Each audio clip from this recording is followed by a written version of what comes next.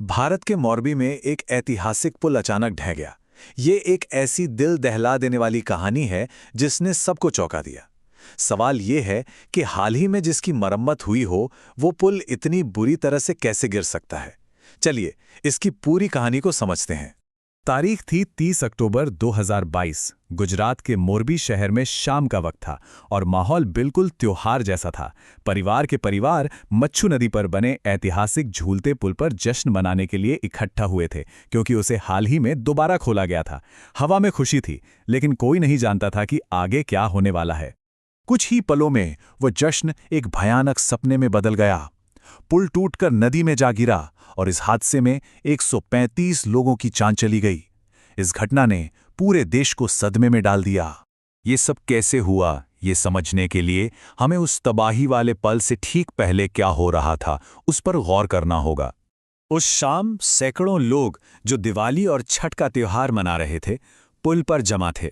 और फिर अचानक बिना किसी चेतावनी के वो पूरा का पूरा ढांचा टूट गया। मर्द, औरतें, बच्चे सबके सब नीचे नदी के ठंडे पानी में जा गिरे। अब सवाल जो हर किसी के दिमाग में घूम रहा था वो बिल्कुल सीधा था। एक पुल जो 100 साल से भी ज्यादा पुराना था, वो अपनी मरम्मत के सिर्फ 4 दिन बाद कैसे ढह सकता है? इसका जवाब हमें जांच में मिला। सरकार ने एक स्पेशल इन्वेस्टिगेशन टीम यानी SIT बनाई और बहुत जल्द ही इस जांच में एक के बाद एक चौंकाने वाली गलतियां सामने आने लगीं। सीनेट को जो तकनीकी सबूत मिले वो वाकई में हैरान करने वाले थे। उन्होंने पाया कि पुल का एक मुख्य केबल ही टूट गया था। और क्यों टूटा? क्योंकि उसके लगभग आधे तारों में पहले से ही जंग लगा हुआ था और शायद उनमें से कई तो पहले से ही टूटे हुए थे। इतना ही नहीं, मरम्मत के दौरान पुराने और नए सस्पेंडर्स को भी ठीक से नहीं बल्कि गलत तरीके से वेल्ड कर दिया गया था। मतलब ये एक ऐसा ढांचा था जो बस गिरने का इंतजार कर रहा था।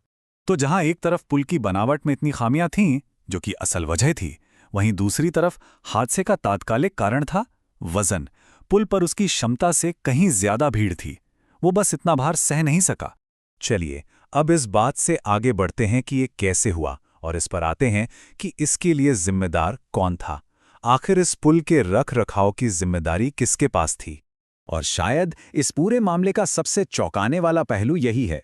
इस बेहद पुराने और मुश्किल इंजीनियरिंग वाले पुल के रखरखाव का कॉन्ट्रैक्ट ओरेवा ग्रुप को दिया गया था। ये वही कंपनी है जो घड़ियां बनाने के लिए जानी जाती है, पुल बनाने के लिए नहीं। सोचिए, कंपनी की विशेषज्ञता कुछ और है और उसे काम दिया गया है बिल्कुल अलग। और अनुभव की ये कमी कंपनी के प्रमुख के अपने बयान से साफ जाहिर होती है। ये एक ऐसा बयान है जो एक भयानक लापरवाही और जिम्मेदारी की कमी को दिखाता है। अब जरा उस आखिरी उल्टी गिनती पर नजर डालते हैं। पुल के दोबारा खुलने से लेकर उसके ढहने तक के वो 4 जानलेवा दिन। मार्च 2022 में कॉन्ट्रैक्ट साइन हुआ, अप्रैल में पुल बंद कर दिया गया और 26 अक्टूबर को इसे फिर से खोल दिया गया और सिर्फ 4 दिन बाद 30 अक्टूबर को ये ढह गया।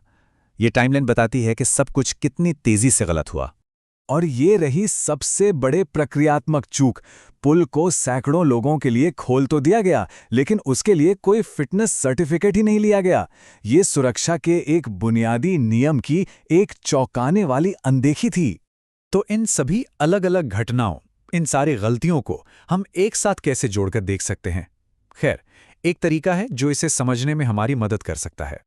इसे हेनरिक का डोमिनो सिद्धांत कहते हैं। यह सिद्धांत बताता है कि हादसे अचानक नहीं होते, बल्कि वो एक के बाद एक होने वाली घटनाओं की एक चेन की तरह होते हैं। अगर आप उस चेन में से किसी एक भी कड़ी को या एक डोमिनो को हटा दें तो पूरी चेन टूट जाती है और हादसा टल सकता है। अब इसी सिद्धांत को मोरबी पर लागू करते हैं। पहला डोमिनो गिरा, एक घड़ी बनाने वाली कंपनी को कॉन्ट्रैक्ट देने की प्रणालीगत गलती। दूसरा डोमिनो, लापरवाही से की गई मरम्मत। तीसरा, निगरानी की कमी, कोई फिटनेस सर्टिफिकेट नहीं।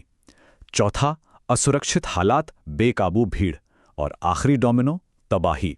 हर एक गलती ने अगली गलती की जमीन तैयार की, जिससे यह हादसा लगभग तय हो गया था। और ये हमें एक बहुत ही परेशान करने वाले सवाल पर लाकर छोड़ देता है। जब गलतियों की एक पूरी चेन किसी हादसे को इतना अनुमानित बना देती है, तो असली जवाबदेही किसकी बनती है? ये सवाल सिर्फ मोरबी के एक पुल का नहीं है। ये सार्वजनिक विश्वास और उन सिस्टम्स का है जिन्हें हमारी सुरक्षा के लिए बनाया गया है।